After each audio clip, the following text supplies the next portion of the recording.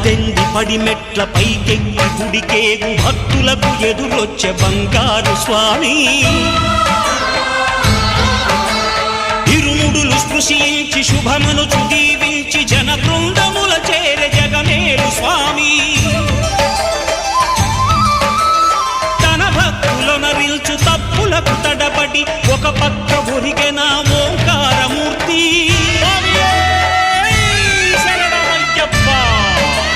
స్వాములందరూ తనకు సాయము కాగా ధీమంతుడై లేచే ఆ కన్య స్వామి పట్టబంధము వీడి భక్తతతికై పరుగు పరుగున వచ్చే భూమిపైకి నరుడై